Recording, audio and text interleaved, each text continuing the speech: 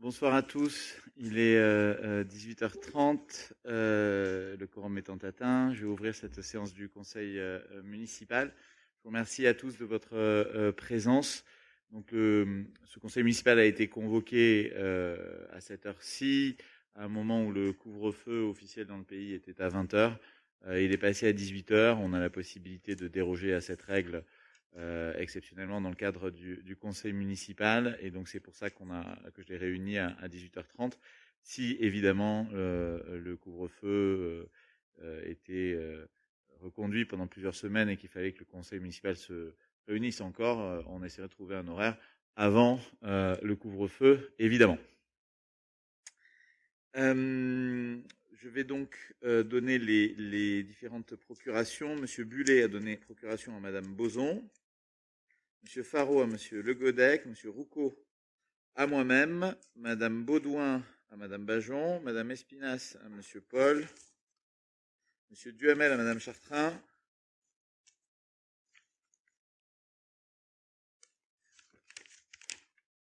et c'est tout. Je vais demander à Madame Chartrain si elle veut bien d'être secrétaire de séance. Et j'indique que Monsieur Paul et le groupe minoritaire ont posé 2 questions diverses qui seront traitées à la fin du Conseil. Non, alors je vais commencer l'ordre du jour. En fait, la parole n'est pas à prendre comme ça, mais quand vous demanderez la parole, oui, mais je la donnerai volontiers. Demander la parole avant de commencer l'ordre du jour. Allez-y, Monsieur Michelon, je vous donne la parole.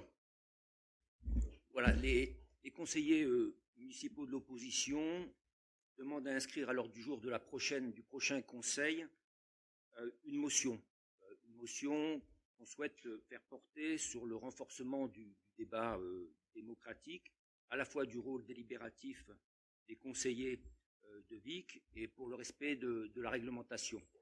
Ce qui nous amène à cette demande, c'est parce que bien évidemment, par rapport au dernier conseil, on a pu déplorer un certain nombre d'insuffisances, enfin, dernier conseil plus particulièrement, un certain nombre d'insuffisances sur la communication sur les décisions prises par le maire, mais surtout un certain nombre d'irrégularités sur les procédures de délibération, et notamment qui a trait avec la modification de l'ordre du jour, ce qui pourrait aussi caractériser un certain aspect d'excès de pouvoir. Nous tenons, on sait que le conseil municipal, c'est l'instance délibérante. Donc c'est quand même une institution majeure pour la gestion des affaires de la commune. C'est cette raison-là qu'on demande de pouvoir déposer cette motion au cours du prochain conseil de maison et que ça soit inscrit à l'ordre du jour. Merci pour cette intervention. Je ferai une réponse écrite.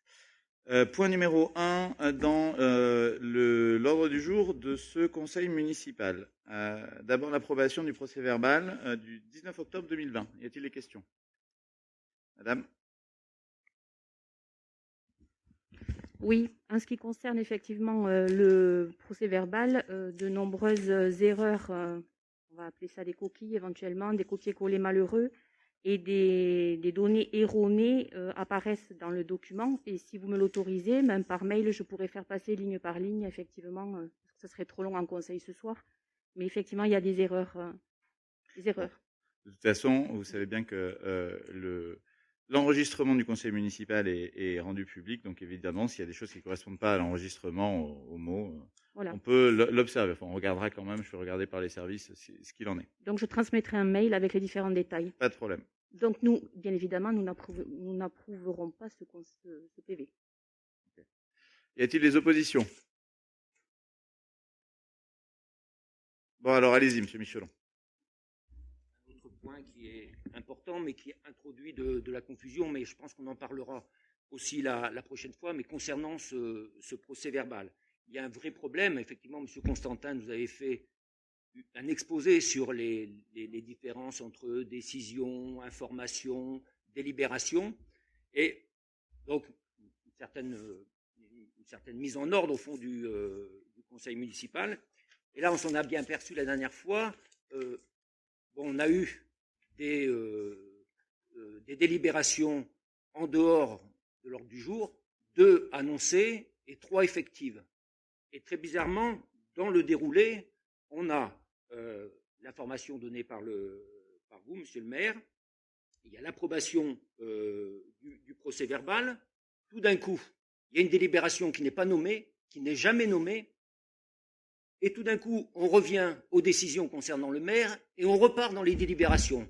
Vous avez bien constaté au fond qu'il y a une délibération qui est passée à la sauvage, qui a fait l'objet d'aucune réaction, qu'on n'a pas vu venir et qu'on n'a pas pu, sur laquelle effectivement échanger et délibérer. Donc là, il y a véritablement un vice de forme et une problématique dans la rédaction. Je pense qu'il faudrait que dans ce compte-rendu qui va être adressé, pas le procès verbal, mais le compte-rendu adressé au préfet, il faut bien indiquer quelles sont les délibérations qui n'ont pas été inscrites à l'ordre du jour. Celles qui étaient annoncées, celles qui ont fait l'objet d'une information et celles qui n'ont pas fait l'objet d'information, et notamment une information en termes de documents. Je vous rappelle que ce qui a été la délibération concernant la modification du règlement intérieur, elle n'a pas été annoncée, elle n'a fait l'objet d'aucune information et d'aucun document. Et aucune note, bien évidemment, dans la note de synthèse. Très bien, merci pour cette intervention. Le fait de vos propos passer à la sauvage, je vous les laisse. Je pense que vous ne maîtrisez pas véritablement la portée de ces propos, sachant que tous les comptes rendus qui sont visés par la préfecture sont avalisés par la préfecture sans qu'on ait un retour sur des vices de forme, comme vous le dites, mais peut-être savez-vous mieux que les autres à ce sujet. Bien, point numéro 1, donc l'approbation du procès-verbal du conseil municipal. Y a-t-il des oppositions? Des abstentions? Je vous remercie. Délibération numéro 2, donc qui n'est pas soumis au vote, c'est simplement information des décisions du maire prises en vertu de sa délégation. Donc, le dispositif carte achat, c'est simplement que l'agent une des agents qui était titulaire de cette carte a été remplacée par 2 personnes. Et donc, c'est ces 2 nouvelles personnes qui sont titulaires, sont 2 agents. Signature des conventions d'honoraires assistante juridique, ça c'est l'accompagnement juridique de la mairie. Par maître Patrick Picard. Attribution de la protection fonctionnelle du DGS, ça c'est une décision que j'ai prise justement pour accompagner monsieur Constantin dans ses démarches juridiques à l'encontre du groupe minoritaire. Et dernier point, le choix des assurances qui a été fait donc sous ce format-là et qui a permis de gagner 10 000 € par an à la municipalité par rapport au contrat précédent. Donc c'est plutôt une bonne chose. Projet numéro 3. Je donne la parole à Madame Skrinsky. Non, je vous remercie. Là-dessus, on passe directement au projet 3. C'est pas pour commenter. Non. Madame Skrinsky. Alors que la pandémie liée à la propagation de la Covid-19 a touché de plein fouet la France en mars 2020, nous avons tout de suite pris les mesures nécessaires pour accompagner au mieux notre population. Et cela s'est traduit par exemple par le maintien de notre marché hebdomadaire. À ce titre, nous avons été l'une des premières communes à tout mettre en œuvre pour assurer le maintien de son marché. Une décision du maire en date du 12 mai 2020 a ajusté le règlement intérieur du marché pour être conforme aux différentes obligations sanitaires imposées nationalement. De cette période, nous en avons tiré les enseignements et aujourd'hui, nous vous proposons une nouvelle modification du règlement intérieur du marché qui porte sur des règles de fonctionnement indispensables en cette période de crise sanitaire, comme par exemple l'obligation d'installer une vitrine anti-projection pour les commerçants concernés, ou l'instauration de règles plus adaptées concernant les absences non justifiées qui portent préjudice au bon fonctionnement du marché. Enfin, il s'agit aussi de formaliser l'expérience positive qui a été celle de réserver un emplacement aux horticulteurs maraîchers et petits producteurs pendant la belle saison lorsqu'ils ont été installés à l'extérieur pendant la période estivale du fait de la Covid-19. Ce projet de règlement du marché a été présenté en commission marché le lundi 11 janvier 2021, pour lequel les représentants syndicaux des commerçants du marché ont émis un avis favorable sans équivoque. Je vous propose donc d'approuver les modifications du règlement intérieur qui vous sont proposées. Y a-t-il des questions sur ce point? Monsieur Paul.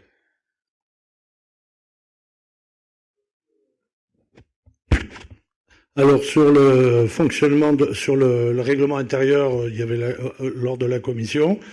Nous, sur le règlement tel qu'il est défini, on n'a pas de remarques particulières. Par contre, j'avais posé la question en réunion du marché, commission marché, pour demander ce que c'était que ce règlement qui apparaissait venant du 12 mai, qui apparaît aujourd'hui, alors que quand il y a eu les problèmes au marché, on nous a dit qu'il n'y avait pas de règlement. Le règlement, c'était l'ancien qui était obsolète, il n'y en a pas eu d'autres, etc. Et aujourd'hui, il sort de derrière les fagots un règlement intérieur signé par le maire le 12 mai. J'ai interpellé la responsable du marché, qui m'a dit que c'était le maire dans sa police qui avait décidé ça. Enfin, c'est pas elle qui a répondu, c'est le Madame Skritsky n'a pas répondu. C'est le représentant des commerçants non sédentaires qui a répondu, qui fait votre avocat, c'est très bien. Ce que je voulais dire, c'est que par rapport à ça, nous, il n'est pas question que nous validions. Alors, c'est pas sur le règlement tel qu'il est là, c'est la manière de sortir d'un seul coup un règlement intérieur. On ne sait pas, personne n'y a travaillé, on est au courant de rien. On était quand même élus en mois de mai. J'étais élu au mois de mai, Corinne Larmitou également. Nous n'avons jamais été informés de ce règlement qui est sorti au mois de mai. Donc, pour ce fait, nous voterons contre, non pas sur le règlement intérieur, mais sur le principe du fonctionnement. C'est pas le représentant qui m'a défendu, c'est même moi qui vous ai bien répondu, que je vous ai dit que ça avait été fait dans l'urgence, étant donné la Covid. On a été obligé de suivre les réglementations du gouvernement. Ça, c'est moi qui vous l'ai dit. Merci beaucoup. Donc, finalement, vous allez en commission. Sur le fond, vous n'avez pas grand-chose à dire, mais vous inventez une procédure pour essayer de ne pas être d'accord. C'est tout à votre honneur. Y a-t-il des oppositions? Les abstentions? Point adopté. Point suivant, c'est le point numéro 4 sur l'approbation du plan communal de sauvegarde. Alors, le plan communal de sauvegarde n'avait pas précédemment, alors qu'il aurait dû être depuis de nombreuses années, avant 2014 même, mis en place. Il n'avait pas été formellement adopté. Là, nous y avons rajouté la dimension sanitaire. Ce sont les services qui ont travaillé avec d'autres services comme le département, le SDIS ou la DDT, et qui arrive à un document qui est assez complet et technique. Y a-t-il des questions? Y a-t-il des oppositions à une question? Peut-on savoir où est consultable ce plan de sauvegarde? Je ne comprends pas ce que vous avez dit. Peut-on savoir où est consultable le plan de sauvegarde, puisqu'effectivement nous avions eu une annexe rajoutée pour la Covid très récemment et présentée en conseil municipal, mais le document dans sa totalité, c'est une question tout à fait candide. Évidemment, bien sûr, évidemment. Pardon? Oui, il est évidemment consultable. Oui, non mais où? En mairie. Si vous le demandez, vous pouvez venir le consulter en mairie, il n'y a pas de problème. Il y a une version simplifiée qui est distribuée à tout le monde dans le Vicois de ce mois-ci. Y a-t-il des oppositions? Une observation. Alors, Monsieur Michelon, en fait, je vous donne la parole et ensuite vous commencez. Donc, Monsieur Michelon, allez-y. Je vous remercie de me donner la parole. Juste concernant une observation sur ce document, qui, je pense qu'il accompagne le plan. Vous voulez bien garder votre masque, Monsieur Michelon, s'il vous plaît? Non, j'ai des difficultés respiratoires.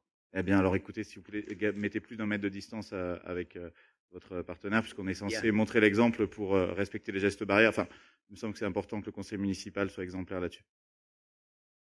Donc, concernant ce document, c'est un document qui accompagne, je pense qu'il y a un document de publicité et de communication pour les Vicois. Terminez votre intervention. Donc, je pense qu'il a été travaillé avec sérieux. Et en le relisant, je vois ce risque technologique. À Vic-en-Bigorre, les accidents peuvent principalement se produire le long de la voie ferrée et du gazoduc. Alors j'aimerais qu'on me précise quel est le risque actuel des transports sur la voie ferrée à Vic. On fera une réponse là-dessus, sauf si M. Constantin, vous avez un mot à dire au professeur Michelon. Tout ce qui a été réalisé au préalable a été maintenu, donc sur conseil des services de l'État, et donc ça a été revalidé par Monsieur Christian Boiry, donc de la DDT. Donc on n'a pas touché aux mentions, sauf si on nous le demandait, parce que le risque n'était plus d'actualité. D'accord, donc c'est la technocratie. Merci beaucoup. Y a-t-il des oppositions? Des abstentions? Je vous remercie. Projet de délibération numéro 5, je donne la parole à Monsieur Le Godec sur l'attribution des subventions complémentaires aux associations vicoises. Le mardi 12 janvier s'est tenue la commission mixte regroupant les animations et associations ainsi que les sports. L'ordre du jour était les attributions de subventions complémentaires. Nous avons préalablement envoyé un courrier aux associations pour qu'ils nous retournent un dossier de demande d'attribution de subventions complémentaires. Dans ce dit dossier, nous leur demandions de nous indiquer les animations réalisées lors de l'année 2020 et l'impact de la crise sanitaire sur le fonctionnement de celle-ci, le manque à gagner, les événements annulés. Après étude des dossiers retournés par les associations et l'énorme impact de la crise sanitaire sur le fonctionnement de celle-ci, nous avons décidé de doubler les subventions complémentaires par rapport aux subventions complémentaires octroyées en 2019, avec un seuil minimum de 300 € pour les associations percevant les plus petites sommes. Nous avons accordé ces subventions complémentaires exceptionnelles aux associations ayant fait la demande et répondu avant la date limite demandée le 24 novembre.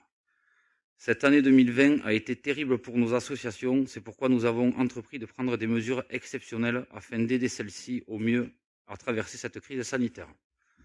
Au total, nous distribuerons 20 500 € à 29 associations présentées sur le compte rendu de la commission mixte. Le vote a été réalisé à la fin de la commission. Sur les 9 personnes présentes, il y a eu une abstention et 9 votes favorables. Y a-t-il des questions sur ces attributions de subventions complémentaires? Oui, allez-y. Pas une question, une doléance. Monsieur le maire, est-il possible, comme j'ai pu vous le dire lors de la commission finances, que cette commission ait accès précisément à l'étude des dossiers qui sont restitués par les différentes associations? Alors, je vais refaire la même réponse que j'ai pu vous faire en commission finances, étant donné que la commission ad hoc qui étudie les dossiers des associations et qui se charge de l'attribution de ces subventions étudie ces dossiers, il me semble superflu de les faire réexaminer par la commission finances, comme si la première commission faisait mal son travail. Voilà. À partir du moment où il n'y a pas de changement sur la ligne du budget. S'il devait y avoir un changement sur la ligne du budget, éventuellement. Mais allez-y, là, je sens que vous voulez me répondre. Non, oui, je... Allez-y, non, allez-y. Non, mais je sens que vous avez une bonne réponse. Pas du tout, je ne cherche pas la bonne réponse. Alors, je cherche à... vous la faites. Pardon? Vous trépignez un petit peu. Non, je ne trépigne pas. J'attendais que vous ayez terminé pour vous dire effectivement que j'avais la même réserve que lors de cette commission finance, à savoir qu'il me semble que dans les feuilles de route des différentes commissions, il y a des compétences dédiées et que je trouve dommageable, comme j'ai pu vous le dire lors de la commission finance, que ces dossiers ne soient pas étudiés en commission finance, ce qui ne remet en aucune question la compétence de la commission association. Eh bien, si vous ne voyez pas la contradiction de votre propos, j'y peux rien. Monsieur Paul. En ce qui concerne la commission dont vous parlez, c'est-à-dire la commission des associations où nous étions à plusieurs, nous n'avons pas travaillé sur les dossiers puisqu'en fait on les a pas eus. On nous donne, c'est ça le problème, c'est que on y travaille à l'association, à la commission association. On a tous les dossiers, on parle des subventions, on les regarde, on les observe. Et après la commission finance valide ce qui a été fait en commission. Ou alors c'est la commission finance, et auquel cas la commission association ne les valide pas. Vous les avez Nous, on a validé des chiffres, parce qu'il n'est pas question de bloquer les associations. Par contre, c'est vrai qu'on aurait aimé, d'ailleurs la réserve qu'avait émise Monsieur Michelon lors de la commission association, d'avoir les éléments, les dossiers, les documents. On n'avait aucun document, si ce n'est ce tableau-là. Donc, bien sûr, on ne va pas s'opposer à l'obtention des associations des subventions pour les associations. Par contre, à l'avenir, si nous pouvions avoir les documents soit en commission des finances, soit en commission association, pour travailler réellement sur les dossiers, en commission, le regret, c'est qu'on nous amène un listing, on n'a pas les dossiers en amont. Alors, on les amène pas à la commission, puisqu'ils n'y étaient pas. Donc, on nous donne les chiffres, les subventions. Bon, on fait confiance, on va voter oui, mais on aimerait pouvoir travailler soit à la commission association, soit à la commission des finances. Voilà, c'est tout. Alors, il est hors de question que l'intégralité des dossiers soit communiquée à tous les membres de la commission. Il s'agit de beaucoup de dossiers qui sont complexes. Enfin, là, pour le coup, c'est de la paperasse. En revanche, si pendant la commission des associations, vous avez un doute sur un montant par rapport à ce que vous pensez être le budget ou la demande d'une association, vous pouvez tout à fait à ce moment-là demander, mais alors quelle a été la demande, pourquoi, etc. Et là, le président ou la présidente de la commission pourra vous répondre, ah bah oui, c'est à cause de telle et telle chose, et voilà ce qu'ils ont marqué dans le dossier. C'est comme ça que ça doit fonctionner. Je regrette que vous n'ayez pas posé des questions si vous en aviez. Madame Bajon, avec le micro, s'il vous plaît. Vous a expliqué les calculs pendant la réunion ainsi que tout ça.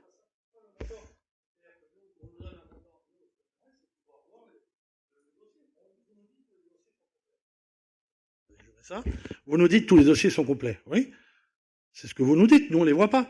Alors, je ne mets pas en doute votre parole, mais c'est quand même bien si un de nous, que ce soit en finance ou à l'association, puisse travailler avec vous sur ces dossiers-là, c'est tout, c'est pas plus compliqué que ça. Mais travailler, c'est-à-dire mettre en cause le fait quand on vous dit que les dossiers sont complets, c'est vous n'y croyez pas. Travailler, ça veut dire quoi en fait? Dans votre esprit, ça veut dire quoi? Ça veut dire avoir en amont ce que vous faites vous de votre côté. Vous voulez faire une double vérification? Non, on le fasse ensemble. C'est pas une double, non, on le fait ensemble. Ensemble, Monsieur Paul, vous avez bien marqué l'idée que vous ne voulez pas travailler avec nous. Ah bon. Vous la proposez au début du mandat. Vous voyez bien, toutes les interventions sont là. Dès que vous pouvez essayer de voir une petite bête, etc. C'est vraiment pas pour être constructif. C'est dès que vous pouvez essayer de vous enfoncer quelque part, vous y allez tête baissée. Donc, écoutez, là-dessus, si vous avez des questions dans les commissions, vous les posez. Vous demandez à voir pourquoi, etc., les tenants, les aboutissants, et vous obtiendrez des réponses. Maintenant, au-delà, ce double discours qui consiste à dire, d'un côté, je demande à travailler avec vous, et de l'autre, dès que je peux, je donne des coups, sans moi, sans nous. C'est clair? Oui, on a compris. Très bien. Ce sera pas la peine de redemander. Y a-t-il d'autres questions? Y a-t-il des oppositions? Des abstentions? Je vous remercie. Monsieur Constantin, vous pouvez revenir dans la salle du conseil municipal, parce que Monsieur Constantin était concerné pour l'attribution d'une subvention à une association. Donc il est sorti. Projet de délibération numéro 6. Il s'agit de la décision modificative numéro 4 qui a été vue en commission des finances. Il s'agit principalement de pouvoir régulariser des notifications de subventions qui sont arrivées un peu tard. Ça d'une part. Et il s'agit également de pouvoir aussi changer un crédit, parce que je vais quand même... c'est dommage pour la commune, mais c'est dire à quel point parfois on marche sur la tête. Vous vous souvenez que la Ligue des droits de l'homme a attaqué la mairie sur un arrêté que j'avais pu prendre pour demander aux Vicoises et aux Vicois de porter une protection nasale et buccale sur certaines rues commerçantes. À ce moment-là, on nous a attaqué en disant que, en prétextant que c'était un abus et que ça allait contre les libertés, puisque c'est la Ligue des droits de l'homme qui l'a fait. Aujourd'hui, on nous impose de porter le masque quasiment partout. Donc c'est assez savoureux, mais cette ligne de 850 €, c'est grâce à la Ligue des droits de l'homme qu'on peut remercier ce soir. Y a-t-il des questions sur cette décision modificative? Y a-t-il des oppositions? Des abstentions? Je vous remercie. Point suivant, c'est le projet de délibération numéro 7 sur l'ouverture de crédits d'investissement dans l'attente du vote du budget primitif de 2021. Donc, vous savez, chaque année, en début d'année, on ouvre 25% des investissements qu'on alloue sur certaines lignes. Donc, cette ouverture de crédit a été vue en commission des finances. Au niveau, donc on essaie de répartir sur soit des dépenses qui peuvent arriver, comme par exemple les bâtiments communaux. On n'a pas de dépenses spécifiques, mais on se dit au cas où il se passerait quelque chose, on a une ligne qui est directement ouverte. Et ensuite, on essaie de répartir entre les principales lignes d'investissement, comme la voirie, par exemple, les matériels et équipements. Ça c'est pour les services techniques sur 2 véhicules qui ont pris demande depuis quelque temps. Et puis, une chose qui concernera le projet de délibération numéro 9, c'est la ligne acquisition immobilière. Et vous verrez la cohérence avec l'autre point. Y a-t-il des questions? Y a-t-il des oppositions? Des abstentions? Je vous remercie. Point numéro 8, admission en non-valeur. Alors ça, c'est tout simplement certains impayés qu'on admet en non-valeur. Là, c'est pour le Trésor public nous propose, parce que c'est une proposition du Trésor public, l'admission en non-valeur de 20 titres de paiement émis par la commune pour un montant de 1 390,63 €. Y a-t-il des questions? Je soumets au vote. Y a-t-il des oppositions? Des abstentions? Je vous remercie. Pour le projet de délibération numéro 9, je vais donner la parole à Madame Bajon.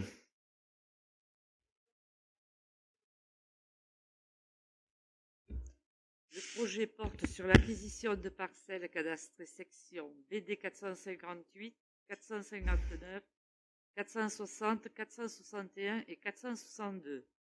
Le projet d'achat a germé en 2019 lors de la réfection de la rue de l'Abattoir. L'opportunité d'acheter les parcelles cadastrées 450, celles que je viens de vous dire, appartenant à M. René Junca Lamarque, nous a paru évident pour la création d'un parking. Ces parcelles représentent une superficie totale de 1414 mètres carrés. Cette acquisition permettait de poursuivre l'aménagement du cœur de ville et de continuer à le revitaliser et d'apporter notamment un aménagement supplémentaire au profit du marché et des commerçants vicois. Vu l'avis favorable à l'unanimité du bureau municipal en date du 11 janvier 2021, il est proposé au conseil municipal, article 1, approuver l'acquisition de ces parcelles pour un montant de 90 000 €. Autoriser Monsieur le maire ou son représentant à signer tous les actes formalisant ces décisions de parcelles. Y a-t-il des questions? Monsieur Paul. Sur notre feuille, nous avons 80 700 et pas 90 000. Oui, c'est ça. 80 780, on n'a pas 90 000. Hein. Okay. Voilà, global avec les frais de notaire. Alors, donc, la différence entre ces 80 000 et quelques et les 90 000, ce sont les frais de notaire. Ce prix, je vais le lire aussi, c'est le fruit d'une négociation. C'est pas une estimation des domaines, c'est le fruit d'une négociation qu'on a essayé d'être la plus efficace pour la commune, sachant que c'est un projet stratégique pour Vic et surtout pour le marché, puisque probablement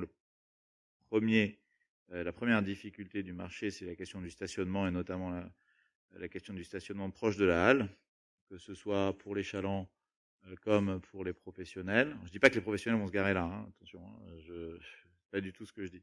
Simplement, ajouter un parking proche semble de toute façon quelque chose de tout à fait positif pour la bonne tenue du marché. Y a-t-il d'autres questions? Oui, Monsieur Paul.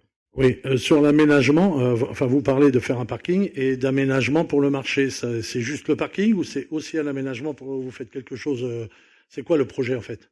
C'est juste c'est faire un parking? Alors, non, mais je sais pas, vous parlez d'aménagement. À ce stade, le projet de délibération est sur l'acquisition des parcelles. On n'est pas en train de présenter un projet. Simplement, il y aura du stationnement sur ce projet, c'est ce qu'on peut dire aujourd'hui. Donc vous allez raser la bâtisse. Il n'y a pas de donc. Je viens de dire, il y aura aujourd'hui, on présente l'acquisition des parcelles, et je dis que dans cette acquisition, il est prévu qu'il y ait du stationnement. Je dis rien de plus. Je ne dirai rien de plus ce soir. C'est pas l'objet de ce conseil municipal, puisque vous voyez bien en quoi consiste cette délibération. Y a-t-il d'autres questions? Y a-t-il des oppositions? Donc le groupe minoritaire s'oppose. Y a-t-il des abstentions? Merci beaucoup. Point adopté. Projet de délibération numéro... désolé, on est passé à... Non, mais je voulais expliquer pourquoi on s'oppose. Hein. Alors, bah écoutez, je vous en prie, Monsieur Paul, expliquez donc les raisons de votre opposition. C'est qu'aujourd'hui, on ne connaît pas le projet. Donc, si on doit raser cette maison-là, alors déjà, ça coûte 57 € et quelques le mètre carré, une négociation. Bon, ok, c'est pas toujours facile. Et ça, mais si on doit rajouter tous les frais de démolition, l'évacuation des gravats et tout ça, ça va ramener très cher le mètre carré. C'était juste ça. Mais c'est pour ça que je vous ai posé la question et qu'on aurait aimé savoir le projet. C'est juste pour ça qu'on s'oppose. Comme on ne connaît pas le projet, on ne va pas voter pour nous un projet qu'on ne connaît pas. Mais il n'était pas question de... Alors, je vous invite à lire, Monsieur Paul, hein, puisque les choses sont écrites en français de manière assez précise. Et donc, il s'agit simplement de voter l'acquisition de parcelles, pas de projet. À partir de là, il y aura un travail sur les projets. Et puis un jour, dans le conseil municipal, il y aura effectivement le vote d'un projet. Donc ce sera pas, ça arrivera dans un second temps. Oui. Donc là, c'était simplement donc dire que parce que vous ne connaissez pas le projet, ou la nature exacte du projet, vous ne votez pas l'acquisition des parcelles, alors que vous comprenez très bien que ces parcelles sont tout à fait stratégiques pour la commune et pour le marché. Eh bien, écoutez, cette responsabilité vous appartient, c'est la vôtre, je la respecte. Les Vicois jugeront. Sauf que je sais lire, et sur le truc, il y a marqué la création d'un parking et d'apporter notamment un aménagement supplémentaire au profit du marché. Donc c'est quoi l'aménagement? C'est le parking notamment. On ne dit pas plus. Voilà, c'est les acquisitions, c'est considérant, c'est vu que, c'est un attendu. Bon, vous voulez pas comprendre, c'est dommage, parce que ça fait longtemps que vous êtes élu, mais c'est dommage. En tout cas, voilà, le point est adopté. Projet de délibération numéro 10, je donne la parole à Madame Chartrain concernant l'éclairage public. Oui, ça concerne d'abord le lotissement des Arcalès, qui est situé à proximité du stade de foot. Lors des intempéries du 3 mars 2020, des dégâts ont été occasionnés sur les équipements publics et notamment sur le candélabre solaire de ce lotissement. Considérant que la commune de Vic a été retenue pour l'année 2020 sur le programme éclairage public, arrêté par le SDE, qui est le syndicat départemental d'énergie des Hautes-Pyrénées, et que des démarches ont été entreprises auprès de notre assureur avec également l'avis favorable du bureau municipal du 11 janvier 2021. Le montant de la dépense hors taxe est évalué ainsi à 4 000 €, avec la participation du SDE pour 2 000 € et les fonds libres 2 000 €.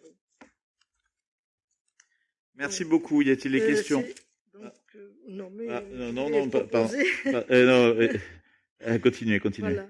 Il est donc proposé au conseil municipal d'approuver le projet qui lui a été soumis par le SDE, de s'engager à garantir la somme de 2 000 € au SDE qui seront prélevés sur les fonds libres de la commune et de préciser que la contribution définitive de la commune sera déterminée après le règlement final des travaux qui seront exécutés en accord avec la municipalité.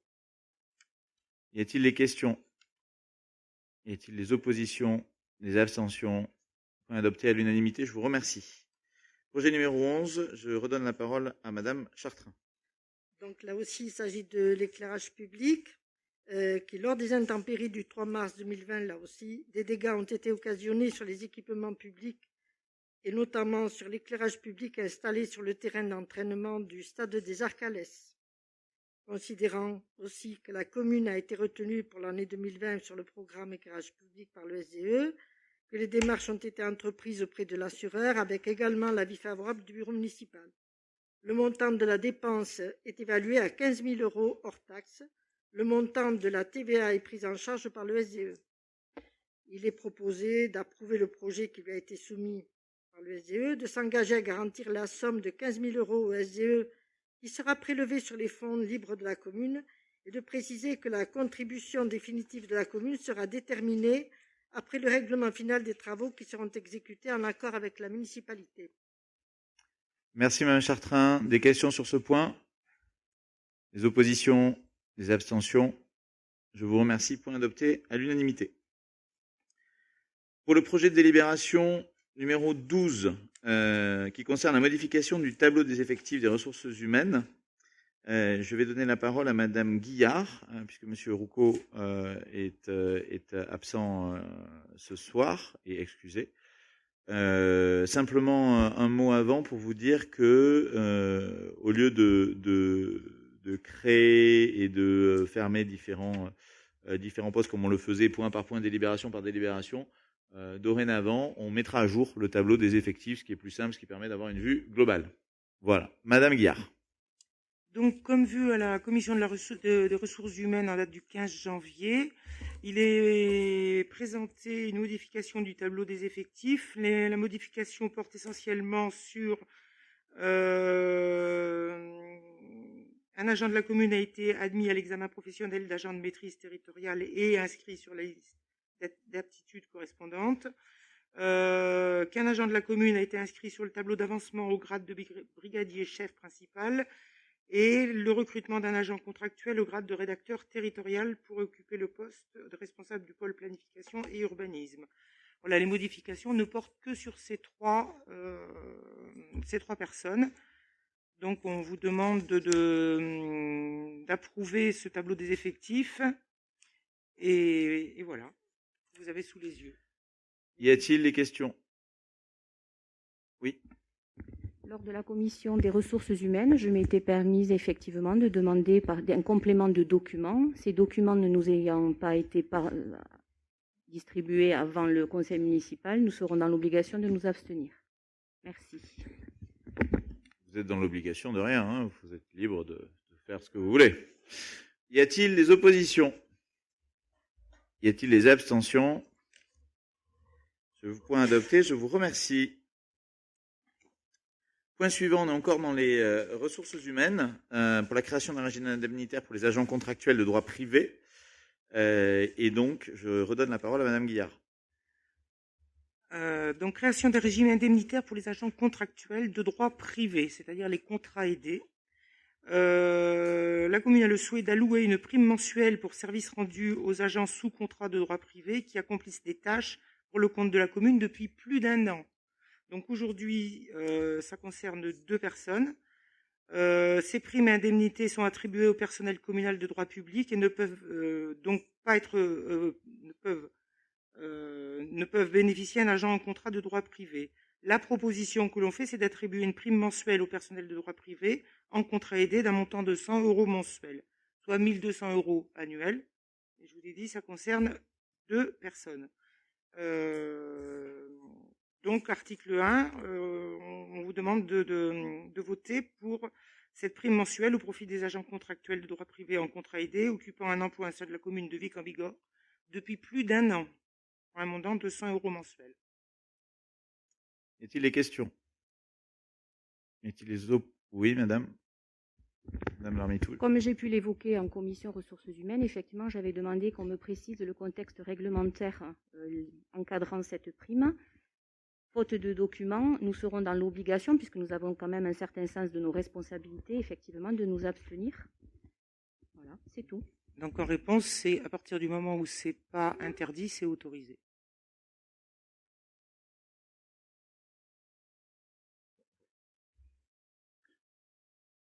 Très bien. Y a-t-il des oppositions? Des abstentions? Point adopté, je vous remercie. Pour le projet de délibération suivant, c'est le numéro 14, sur le transfert de la compétence signalisation lumineuse tricolore, je donne la parole à Monsieur Abadi. Oui, donc il s'agit du transfert de la compétence signalisation lumineuse tricolore au syndicat départemental de l'énergie, dont le SDE 65 a intégré à ses statuts de nouvelles compétences optionnelles pouvant lui être transférées par les collectivités membres et plus particulièrement la compétence signalisation tricolore. Donc cette compétence est composée des domaines suivants: maîtrise d'ouvrage de tous les investissements, exercice des responsabilités d'exploitant de réseau incluant la maintenance et le fonctionnement des installations lumineuses, passation des contrats d'accès au réseau de distribution et de fourniture d'énergie. Pour bénéficier de ces services, il convient que la commune transfère cette compétence au SDE 65 et mette gratuitement à sa disposition les installations existantes. Le contenu détaillé des prestations et leurs modalités de fonctionnement sont fixés par les dispositions du guide conditions techniques, administratives, financières de transfert et d'exercice des compétences établi par le SDE et mis à disposition de tous les membres du conseil municipal. En contrepartie, la commune devra verser au SDE des contributions distinctes pour l'exploitation et la maintenance des installations et chaque opération d'investissement réalisée selon l'expression préalable des besoins et avec l'accord de la commune.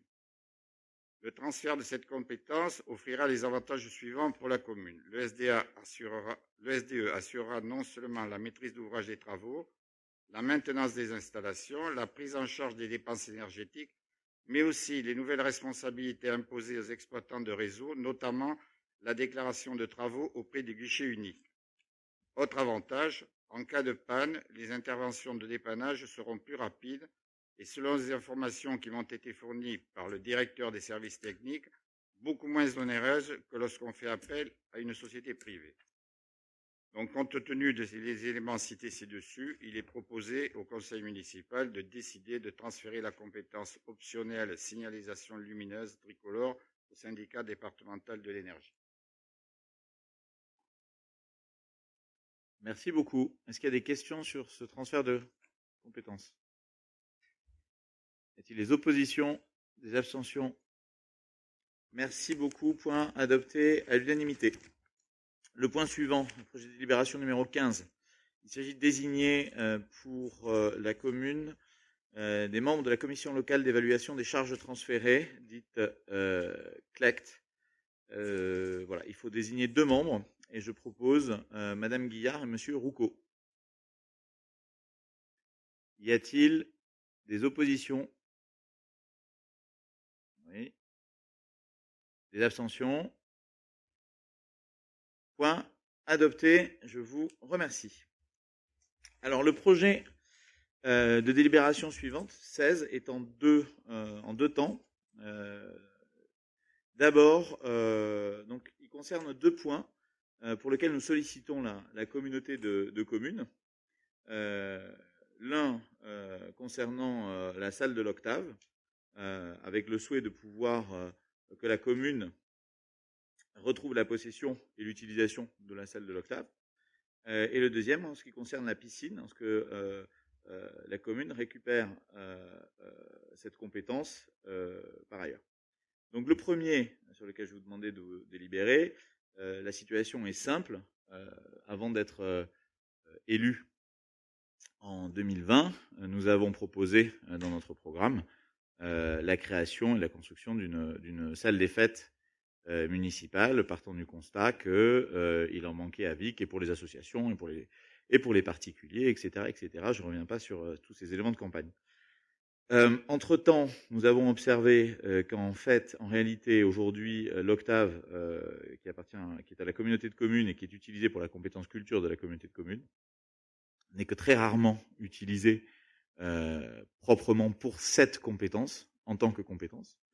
Et donc, environ une dizaine de fois par an, il faut regarder exactement chaque année. En tout cas, cette année, c'est une année particulière. L'année Covid, c'est une année particulière, évidemment. Il ne compte pas là-dessus, qui n'est pas significative. Donc, l'idée est tout simplement la suivante. On demande à la communauté de communes de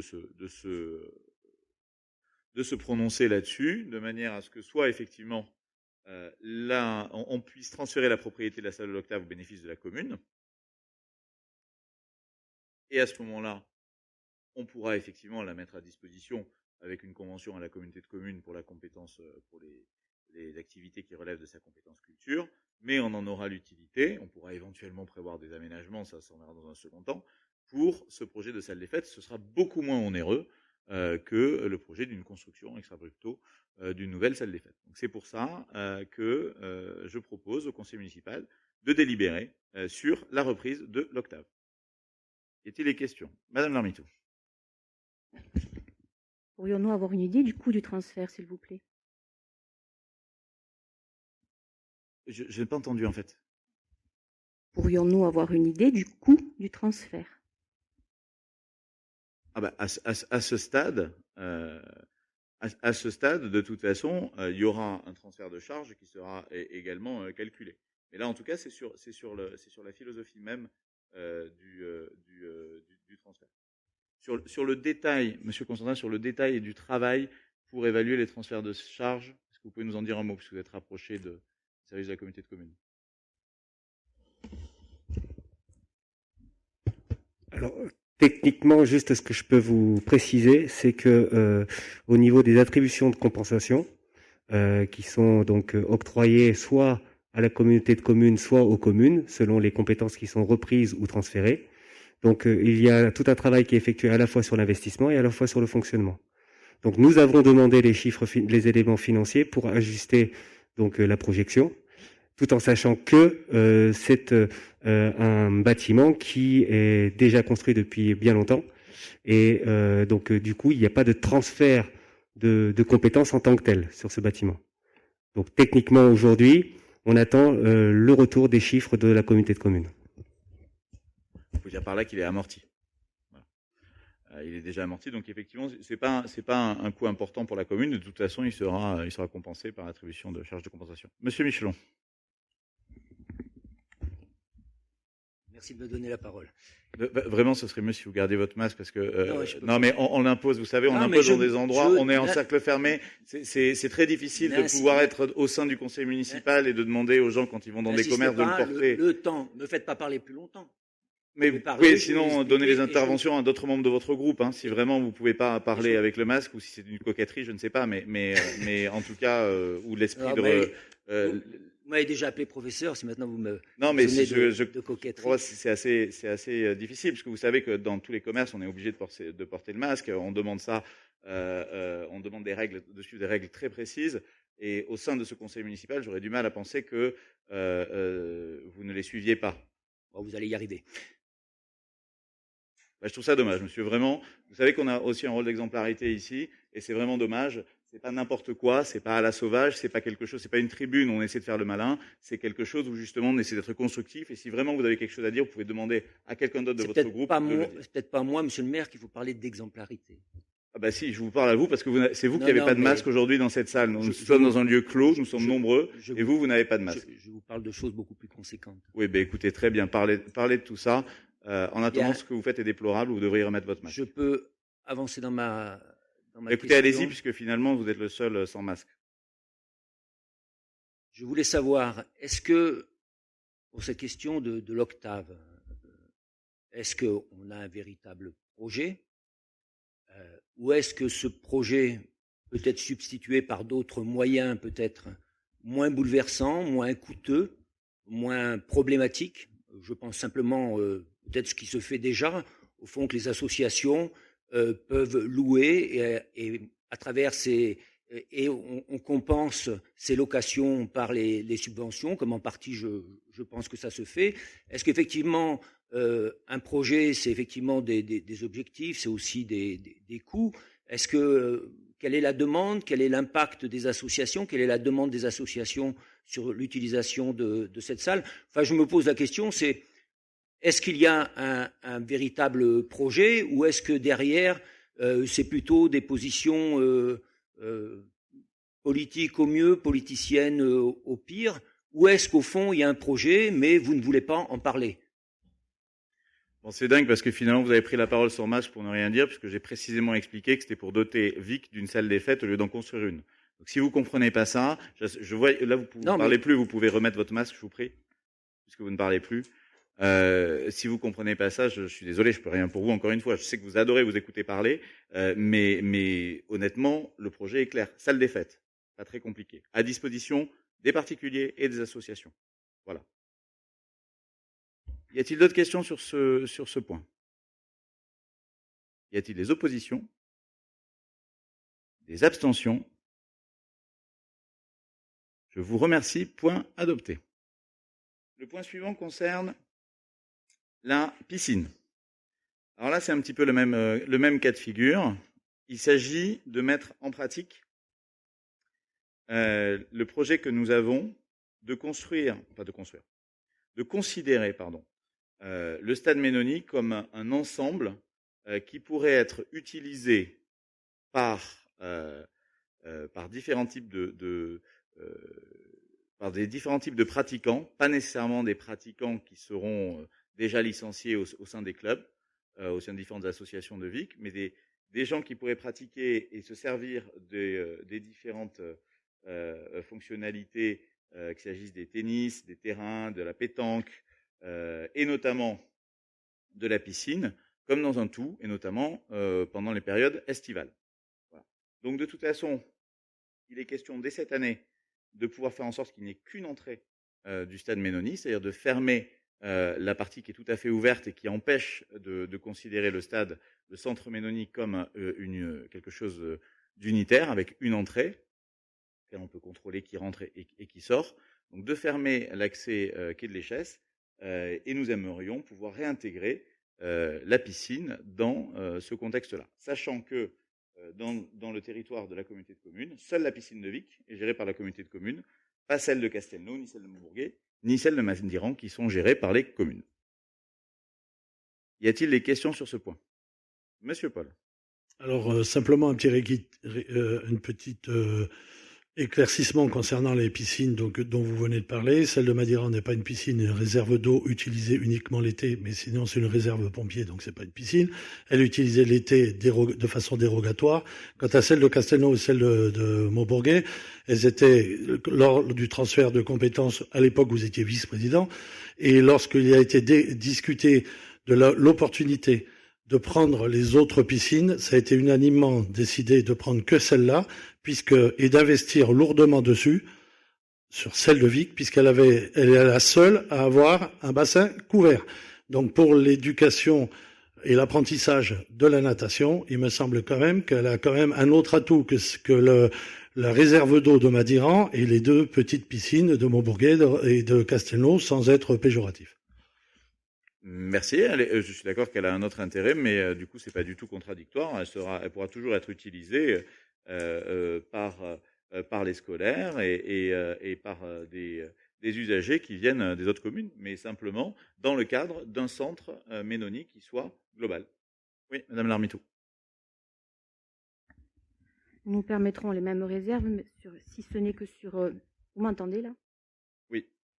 Si ce n'est qu'effectivement sur la piscine, je pense que nous ne sommes pas encore sur un projet amorti. Donc en transfert de charge, je pense qu'effectivement, nous allons atteindre des chiffres assez faramineux. Et quid des déficits annuels, effectivement, qui seront forcément repris en même temps que la piscine? Ça, c'est encore une fois des charges transférées, où de toute façon, là-dessus, il s'agit de faire travailler la commission locale d'évaluation des charges transférées sur ce point. Évidemment. Mais nous pensons véritablement que le stade Ménonie, dans sa globalité, doit être un atout qui n'est pas aujourd'hui mis suffisamment en avant, alors qu'il y a de très belles infrastructures. Je pense le paddle qui a été construit récemment et qui marche très bien. Je pense à la construction de nouvelles infrastructures sur lesquelles on a travaillé. Et le fait de pouvoir le fermer et en faire un espace un espace sécurisé, dans lequel on peut à la fois utiliser la piscine et faire d'autres sports de manière familiale tout au long de l'été ou de la belle saison, est un projet intéressant pour Vic et tout à fait attractif. Monsieur Paul. Oui, alors ce que vous disiez tout à l'heure pour l'Octave, donc devient, au lieu de transférer puisqu'en fait il y a eu plusieurs millions d'euros de faits de travaux, au lieu de transférer des sommes comme ça et un déficit chronique de 200 000 euros par an, ce sont à peu près les chiffres donnés par la Comcom, mais on verra par la CLECT. Vous verrez puisque nous n'y sommes pas. Ce que je voulais dire, c'est qu'il est possible de faire le projet Vicois avec une convention faite avec la Comcom. C'est pas plus compliqué que ça et ça coûtera beaucoup moins cher.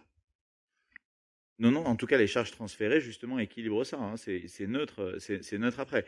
Et là-dessus, au contraire, ce qu'on souhaite, c'est pouvoir retrouver, justement, la possibilité de l'utiliser, de l'aménager comme on le souhaite et de pouvoir aussi définir la politique d'utilisation, y compris avec d'autres choses qui dépassent simplement l'utilisation de la piscine, mais qui puissent avoir un centre où on pourra offrir un peu de restauration, élaborer une aire de pique-nique et considérer l'espace comme un espace dans sa globalité. Aujourd'hui, la piscine, elle est fermée par rapport au reste du stade Ménonie. Est-ce que demain, elle a vocation à être un peu plus ouverte ou qu'il y ait des passerelles un peu différentes? C'est ce qui me semble intéressant de regarder. Merci. Monsieur Michelon. L'idée est intéressante. Le projet peu structuré, puisque j'ai assisté, moi, à la commission de la Comcom où M. Ouko présentait le projet. Effectivement, il y a encore un gros chantier. Effectivement, la question des coûts et des épaules de Vic pour supporter ces charges financières, et notamment ce déficit qui est un déficit au fond que ont toutes les piscines, hein, c'est structurel. Donc effectivement, on aura les 200 000 euros de déficit chaque année. Moi, je pense que sur un tel projet, effectivement, il est indéniable qu'il faut que ça se fasse en coopération avec la Comcom. D'une part, parce que la piscine, on est attaché au bien commun, la piscine a véritablement une vocation qui est une vocation territoriale. Il faut lui laisser, auquel peut s'ajouter effectivement le projet que vous évoquez, en sachant que ce projet, c'est un projet en gros qui trouvera tout son intérêt essentiellement sur juillet-août. Donc il reste après 10 mois de fonctionnement de piscine à assurer. Alors, pour revenir sur la commission de la communauté de communes, l'objet n'était, je regrette que justement ces questions aient été posées, l'objet n'était pas de présenter un projet à la communauté de communes ni aux membres de cette commission, puisque le projet, il est à travailler, à définir dans ce... on en connaît les contours, mais il s'agit de le travailler, pouvoir l'exposer ensuite et l'expliquer et le finaliser. La simple chose sur cette commission, c'est de donner, mais après cette délibération, ce sera beaucoup plus clair, de dire à la communauté des communes et à ses membres la volonté de la commune de pouvoir transférer et la compétence et la propriété de cette piscine. Ce n'est pas autre chose quand ensuite sur le projet, justement, et on souhaite qu'il puisse être élaboré au niveau communal et au niveau, non pas au niveau intercommunal. Mais il faut comprendre qu'en fait, tout VIC est d'intérêt intercommunal, puisque VIC, c'est le centre de la communauté de communes. Donc si on va par là, il faudrait se déposséder de tout et laisser les autres décider de tout simplement parce que effectivement on est le centre-ville du reste de la communauté des communes. Et je dis le centre-ville parce qu'en réalité, il y a un certain nombre de services qu'on ne trouve qu'à Vic, et il y a des bourgs-centres mais qui sont d'une taille inférieure à celle de Vic. Voilà. Donc c'est pour ça que c'est le projet de délibération que je soumets au conseil municipal aujourd'hui. Je vais donc passer au vote. Y a-t-il des oppositions? Des abstentions? Point adopté. Projet de délibération numéro 17 sur la cartographie des cours d'eau. Je donne la parole à Monsieur Vergès.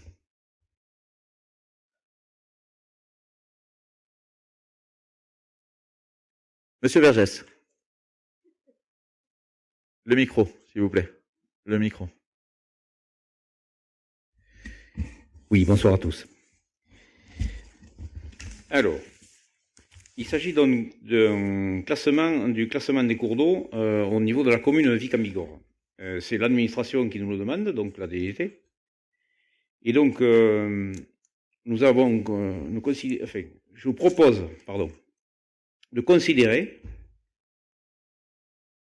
que doit être classé cours d'eau uniquement ce qui relève de la réglementation, c'est-à-dire les rivières principales, l'Adour, les Chesses, l'Uzerte et le Lys. Alors, je vous lis le texte. Considérez donc que le classement des cours d'eau peut être attribué exclusivement à l'Adour, les rivières Échesse, l'Uzerte ainsi que le Lys, dans sa partie vicoise et collinaire, à l'exclusion totale de tout autre canal, ruisseau ou fossé, ayant ou non une présence d'eau permanente, ceci afin de bien faire la différence entre un cours d'eau provenant d'une source naturelle, ayant un tracé naturel, correspondant à une pente naturelle pour son écoulement, au sens de la réglementation, et un canal, ruisseau ou fossé, créé par la main de l'homme pour des besoins domestiques, exemple moulin, salubrité publique ou irrigation sous quelle forme que ce soit. Avez-vous des questions? Merci, Monsieur Vergès. Des questions sur ce point? Monsieur Paul. Oui, juste pour mieux comprendre. Donc, en fait, c'est réglementaire. Ça, c'est simplement une mise en conformité des appellations des différents cours d'eau et ruisseaux, etc. En quelque sorte, oui. C'est pour ne pas faire de confusion par rapport, par exemple, à un canal qui a été créé par la main de l'homme et qui n'est pas un cours d'eau naturel. Oui, en termes est-ce que quel est l'impact pour nous, municipalité?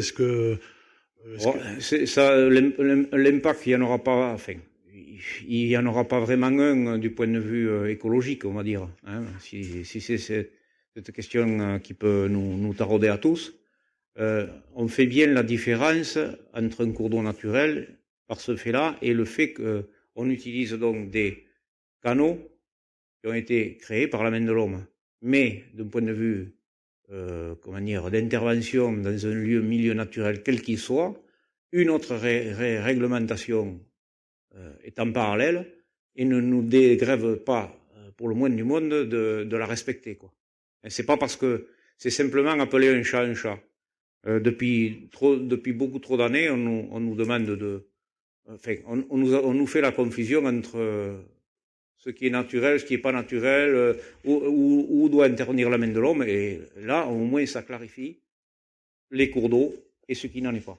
Et de notre point de vue, après, ce document-là, tous les conseils municipaux ont été amenés à se prononcer, ainsi que la profession agricole, mais il faut savoir une chose, c'est qu'en dernier lieu, ce sera l'administration qui tranchera. Hein. Donc si les gens se trompent dans l'interprétation des documents qui ont été donnés, ça peut avoir des conséquences assez graves, du moins, ou au moins empêcher de clarifier les choses, quoi. Voilà. Merci beaucoup pour ces précisions. Est-il d'autres questions? Les oppositions? Les abstentions? Point adopté à l'unanimité. Donc 2 questions diverses ont été posées en amont par le groupe minoritaire. Donc Monsieur Paul, si vous voulez nous dire la première. Nous avons appris que vous aviez un projet de construction. Assez fort. Parlez bien dans le micro, je vous prie. Nous avons appris que vous aviez un projet de construction d'une nouvelle école maternelle, sans pour autant que ce sujet soit évoqué en conseil municipal. Vous avez été questionné par le président de la communauté des communes Adour-Madiran sur ce sujet. Il semble qu'à ce jour, il n'ait pas eu de réponse. Pouvez-vous nous dire précisément la teneur de ce projet et qu'en est-il de son avancement? Alors, je ne sais pas qui vous a informé que nous avions un projet de construction d'école maternelle, mais la commune n'a pas de projet de construction d'école maternelle. Donc, je ne sais pas qui vous a informé de ce projet communal. Très bien. Question numéro 2.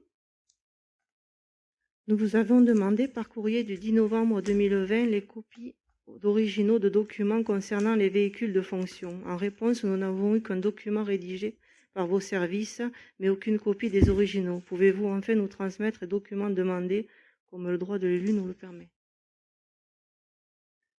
Bon alors, sur ce point, je sais que c'est votre grande marotte, mais sur lequel vous avez, à mon avis, franchi une ligne. Donc, vous avez déjà eu une réponse le 19 octobre 2020, une le 21 septembre 2020 et une le 6 juillet 2020. Là-dessus, vous avez saisi la CADA et la préfecture. On verra bien ce que la CADA et la préfecture nous diront et nous ferons ce qu'ils nous demanderont. En revanche, je tiens à vous dire que ce que vous avez pu écrire sur le directeur général des services de Vic, à mon sens, dépasse ce qu'il est permis de dire sur un agent municipal. C'est pourquoi, et dans le cadre de la protection fonctionnelle qui lui a été accordée par décision du maire, il y a eu une saisine du tribunal judiciaire de Pau le 4 janvier 2021 avec un dépôt de plainte avec constitution de partie civile à l'encontre des élus du groupe minoritaire, notamment de M. Paul en tant que responsable de la publication, et des autres membres de la minorité pour des faits de complicité de diffamation. Donc voilà, donc nous, en tout cas, la plainte a été posée. Nous pensons qu'un réel préjudice au DGS, dans le cadre de son évolution professionnelle, mais aussi de sa vie personnelle, a été fondé par les propos que vous avez pu écrire. Et donc, à partir d'aujourd'hui, on laissera la justice se prononcer sur cette affaire et je n'y reviendrai pas pour ma part. Monsieur Michelon, ça fait longtemps.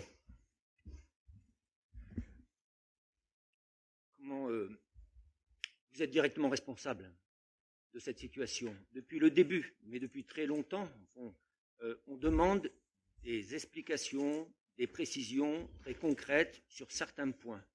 Régulièrement, vous avez tourné autour, vous avez évité, vous avez dissimulé des informations. La meilleure preuve, c'est qu'à aucun moment, il y a des éléments concernant ces deux véhicules qui apparaissent sur les notes de synthèse.